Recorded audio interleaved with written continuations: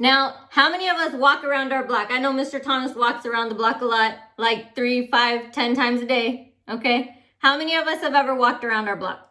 Question is, how many of you have looked around at people's yards lately, especially because it's spring and everything is blooming? It looks so beautiful. Have you noticed people's grass?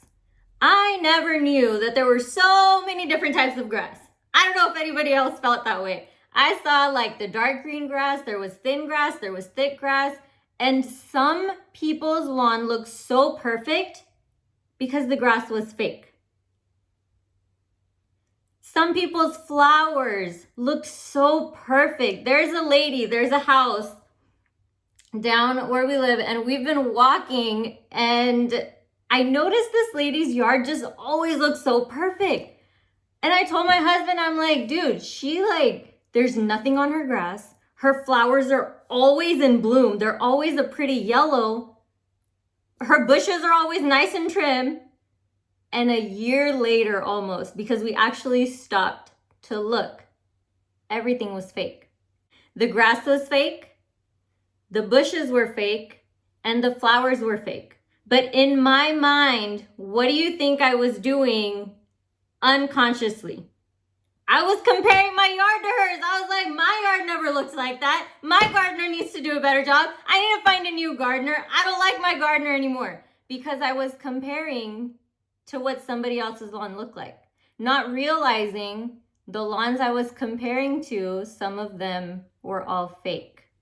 We don't know what people have to do to maintain the other lawns, right? Like there's some lawns that are like when I tell you they got a checkerboard on their lawn, you better believe me, they got a checkerboard on their lawn, okay? You guys know what I'm talking about. You walk by, like, how did they get the lines like that? My gardener doesn't do that for me, right? So I'm looking, and there's so many different houses, there's different layouts, there's palm trees, there's this tree, that tree. And I see this one house this one morning last week when we were walking, and this old couple, they were outside of their house and their lawn was immaculate. And it's real, okay? Their lawn is real. And the lady pulled out a knee mat and she put it down on the ground. She sat on it, put her knees on it, and she was tending to her garden by hand.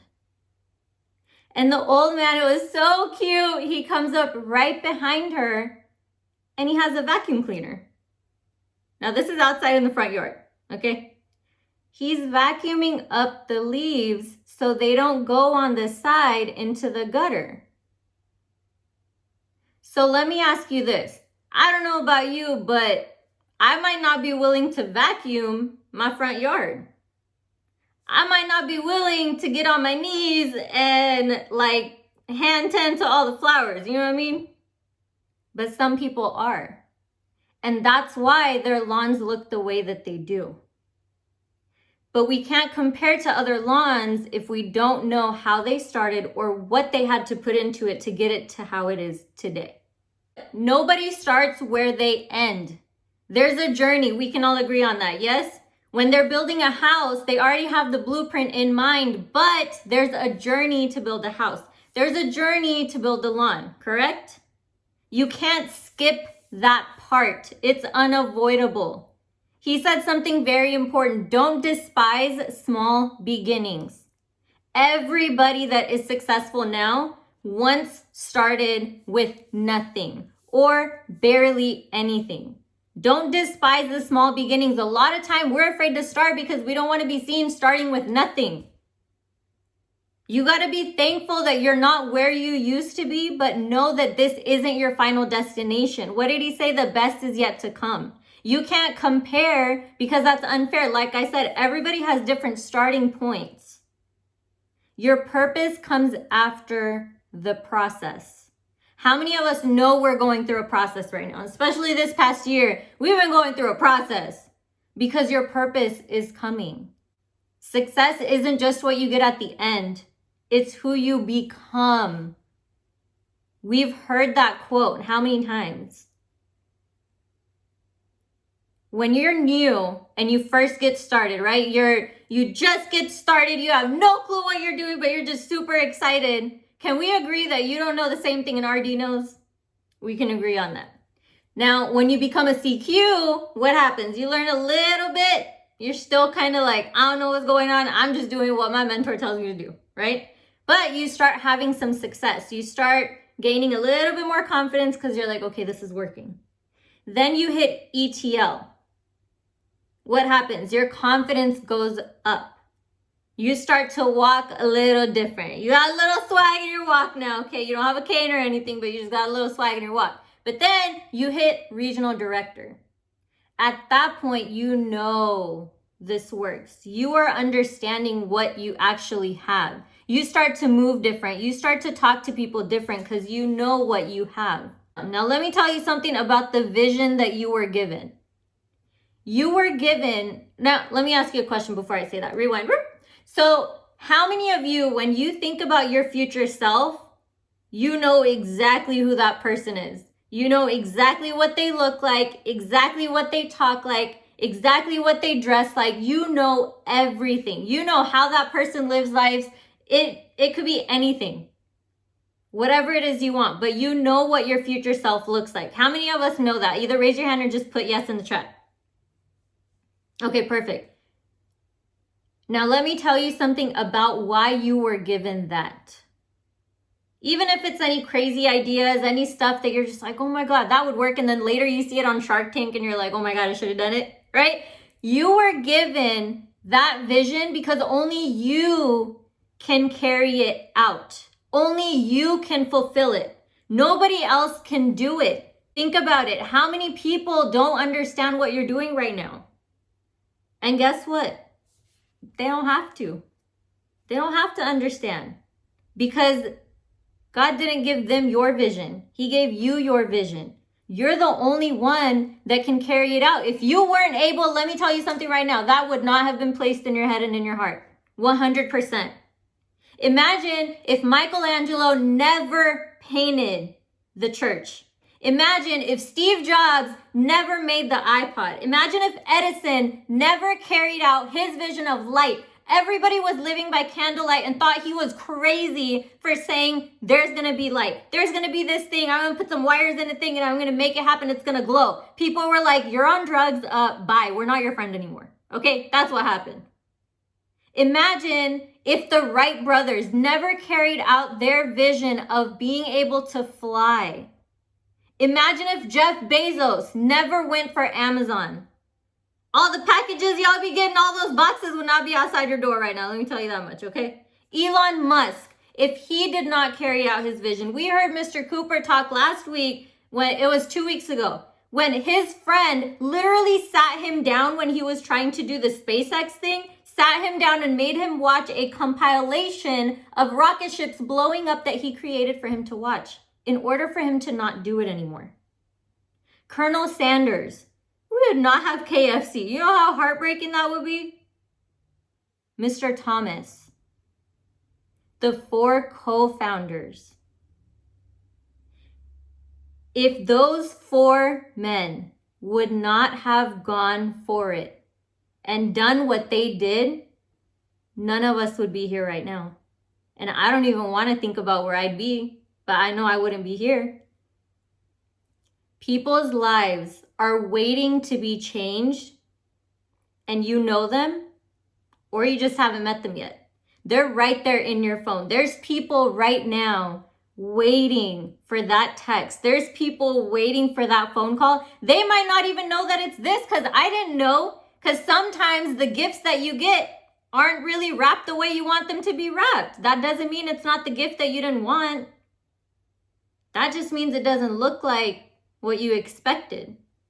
But it doesn't have to, because it's exactly what you've been asking for.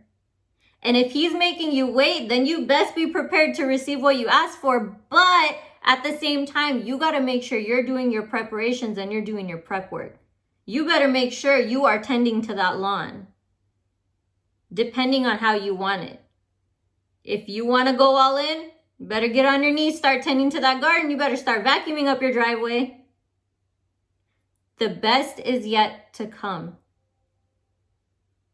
There's no need to compare to everyone. What did I say? Everybody has their own time. Everybody has their own unique gift. Everybody has something about them that makes them them. You have your own uniqueness, and it's time that you embrace it. We talk a lot about you have to be authentic. Mr. Lewis does an amazing job explaining it too. When we talk about, look, you got to be real with people. If you're not yourself, then you're going to have to keep up a facade like around them all the time. If you don't like Brussels sprouts, don't eat Brussels sprouts in front of people, okay? If you don't like ice cream, you don't gotta pretend that you don't like ice cream just so that people like you. No. Okay, I don't like olives, okay? So anybody that likes olives on their pizza, I don't like olives. Mr. Thomas, don't raise your hand. Don't raise your hand. No. I don't like olives. If that stops you from liking me or being my friend, I don't want you as a friend. Do we understand that? Do we get where I'm going? See, Julian and I are friends because he doesn't like olives either. Okay. What makes you you? There's billions of people on this planet. Billions and billions and billions. And to think that you have the one single fingerprint that nobody else on this earth has.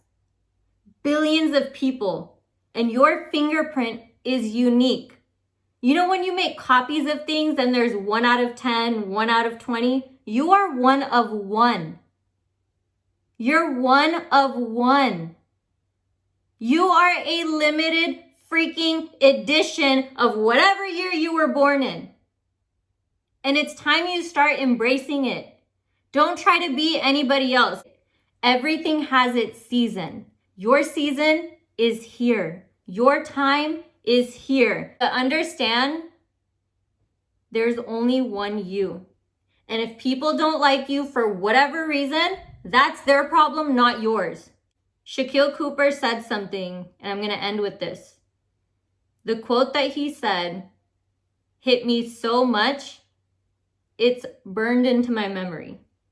Okay? Write this down if you're taking notes. The longer it takes you to get to success, the shorter time you have to enjoy it. Look, whatever you want your life to be like, and I just got the chills. So this is for somebody, I don't know who's receiving this, but Mrs. Driscoll, I can feel you too. Let me just tell you that. If you know what you want your life to look like, because I asked this question earlier, what does the best version of you look like? What do they act like? What do they talk like? What do they think like? How do they walk? How do they dress? You know all of that. And it's not that far off from where you're at right now. It's a couple small things that you can change and it'll get you there. If you want to buy or build your parents a home, the longer it takes you to reach success, the shorter time they have to enjoy it. If you want to take your grandparents on a vacation, the longer time it takes you to get to success, the shorter time they have to enjoy it.